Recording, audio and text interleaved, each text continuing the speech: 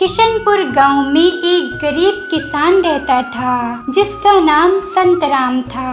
संतराम के पास बहुत थोड़ी सी जमीन थी। उसी जमीन पर वह बहुत मेहनत करके जैसे तैसे अपने घर का गुजारा करता था। संतराम की पत्नी का नाम देवकी था। देवकी का दिन घर के कामकाज करते करते गुजरता था।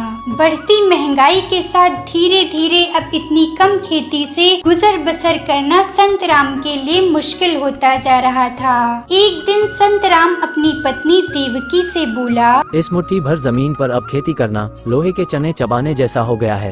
इतनी मेहनत करने के बाद भी अच्छी फसल की पैदावार नहीं होती जो सही से घर का गुजारा ही चल पाए।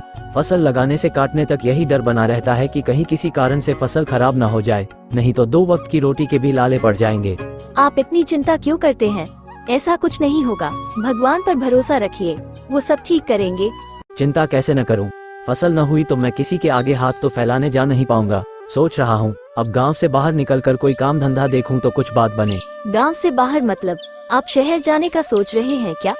हाँ, शहर जाकर कुछ काम ढूंढ लूं। कुछ पैसे आ जाएंगे तो गांव आकर अच्छी जमीन खरीद लूंगा, तब यहीं रहकर खेती करूंगा। आप कब शहर जाएंगे और फिर वहाँ से लौटेंगे कब तक? कल सवेरे ही निकल जाऊंगा और जमीन खरीदने भर के पैसे जमा होते ही वापस लौट आऊंगा। अगली सुबह संतराम शहर में काम करने के लिए गांव से चला गया। अब देवकी घर में अकेली थी। देवकी का दिन अब घर के काम और संतराम के लौटने की राह देखने में बीतने लगा। देवकी की एक आदत थी कि वो रोज जब रोटियां बनाती थी तो हर रोज एक रोटी ज्यादा बनाती थी और उस रोटी को घर के बाहर की ओर खिड़की पर रख देती थी। वह सोचती थी कि जो कोई भी भूखा होगा, जिसके पास खाने को नहीं होगा, वो ये रोटी ले जाएगा और खा लेगा। एक बूढ़ा भिखारी रोज देवकी के घर आता था और खिड़की पर रखी हुई रोटी लेकर जाता था। रोटी उठाते समय बूढ़ा भिखारी रोज कहता था, तेरा किया हुआ तेरे पास ही लौट कर आएगा। चाहे तू अच्छा कर्म कर या बुरा कर्म कर, तेरा कर्म तेरा चुनाव है। देवकी उसकी बात पर कोई ध्यान नहीं देती थी। वह खिड़की पर रोटी रखने के बाद अपने घर के काम में लग जाती थी। इसी तरह धीरे धीरे दिन गुजर रहे थे। एक दिन देवकी की पड़ोसन सुमन ने बूढ़े भिखारी को देवकी के घर की खिड़की से रोटी उठाते हुए देखा। उसने देखा कि बूढ़ा भिखारी रोटी उठाते हुए कुछ बोल रहा है। सुमन उसकी बात सुनने के लिए पास गई तो उसने सुना कि बूढ़ा भिखारी कह रहा है, तेरा किया हुआ तेरे पास ही लौट कर आएगा। चाहे तू अच्छा कर्म कर या बुरा कर्म कर, तेरा कर्म तेरा चुनाव है।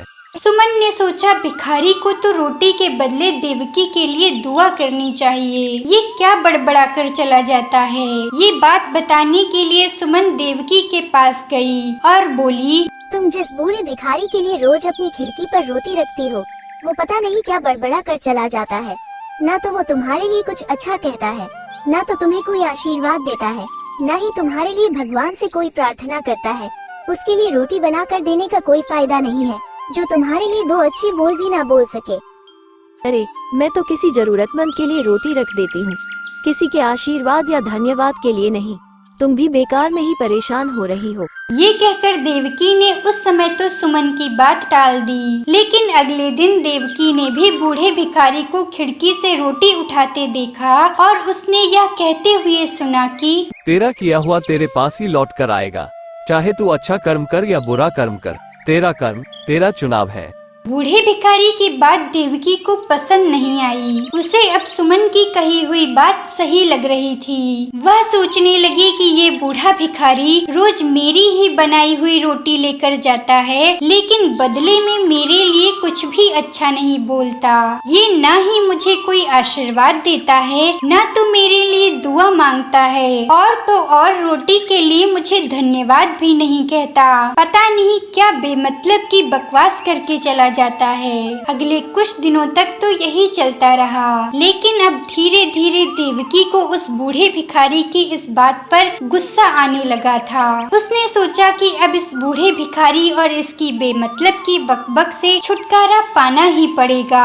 एक दिन गुस्से में आकर देवकी ने एक जहर वाली रोटी बनाई और बूढ़े भिखारी के लिए उस रोटी को खिड़की पर रखने जा रही थी कि तभी उसके मन से आवाज आई कि ये मैं क्या करने जा रही हूँ। अपने गुस्से में मैं किसी की जान लेने जा रही हूँ। उसने तुरंत जहर वाली रोटी खिड़की पर रखने का विचार छोड़कर रोज की तरह एक अच्छी रोटी बनाकर खिड़की पर रख दी। थोड़ी देर बाद बूढ़ा भिखारी आया और रोटी उठाकर रोज की तरह बोला, तेरा किया हुआ तेरे पास ही लौट कर आएगा, चाहे तू अच्छा कर्म कर या बुरा कर्म कर, तेरा कर्म तेरा चुनाव है।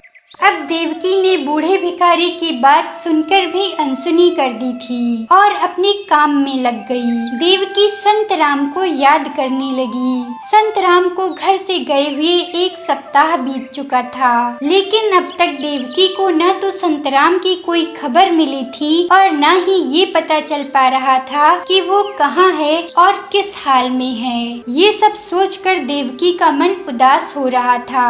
तभी अचानक उसे अपने दरवाजे पर किसी के होने की आहट आई। वह बाहर देखने आई तो संत राम खड़ा था। संत राम को देखकर देवकी पहले तो बहुत खुश हो गई, लेकिन फिर घबरा गई। संत राम के कपड़े बिल्कुल गंदे हो चुके थे। वो बहुत थका हुआ लग रहा था। संत राम की हालत देखकर ऐसा लग रहा था जैसे कई दिनों से उसे खाने पीने को कुछ मिला ही ना हो। संत राम का ये हाल देखकर देवकी बोली, आप तो 1 हफ्ते पहले ही घर से शहर गए थे, ये कहकर कि वहाँ कोई काम ढूंढकर कुछ पैसा जमा करेंगे और उन्हीं पैसों से यहाँ जमीन खरीदेंगे जिस पर खेती करके आप यही रहेंगे।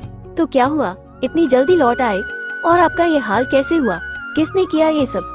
संत राम बोला, अरे घर से तो मैं यही सोचकर निकला था कि शहर जाकर कुछ पैसे कमाकर ही गांव वापस लौटूंगा, मगर रास्ते में कुछ लुटेरों ने मुझे पकड़ लिया था। मैंने उनसे बहुत कहा कि मैं गरीब हूँ, काम ढूंढने शहर जा रहा हूँ, लेकिन वो मेरी बात माने ही नहीं और मुझे जाने ही नहीं दिया। इतने दिनों से कुछ खाने को भी नहीं दिया। बिना खाए मरने जैसा हाल हो गया था मेरा। बड़ी मुश्किल से मैं उन्हें चकमा देकर भाग पाया। मैं भूखा प्यासा वहाँ से भागता हुआ गांव की ओर आ रहा था और रास्ते में ही चक्कर आने से मैं बेहोश होकर गिर गया। वो तो भला हो बूढ़े बाबा का, जिन्होंने मुझे पानी पिलाकर होश दिलाया और उनके पास एक रोटी थी, वो उन्होंने मुझे खाने को दी। उनके कारण ही आज मेरी जान बच पाई। अगर वो समय पर ना आते तो मैं रास्ते में ही पड़ा पड़ा भूख प्यास से तड़प तड़प कर मर जाता। जानती हो चलते समय उन बूढ़े बाबा ने मुझसे क्या कहा? उन बूढ़े बाबा ने क्या कहा? क्या बाबा ने आपसे कुछ मांगा? नहीं, उन्होंने मुझसे कुछ मांगा नहीं। उन्होंने मुझसे कहा, तेरा किया हुआ तेरे पास ही लौट कर आएगा, चाहे तू अच्छा कर्म कर या बुरा कर्म कर, तेरा कर्म तेरा चुनाव है।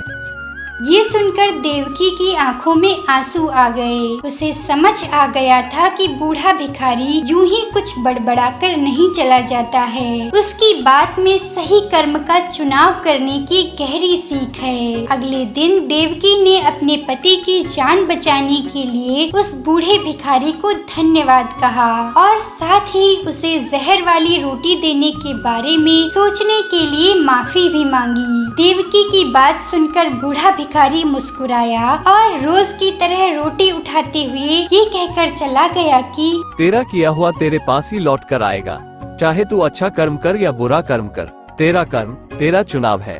इसी तरह की और रोचक कहानियाँ देखने के लिए वीडियो को लाइक और चैनल को सब्सक्राइब करना ना भूलें।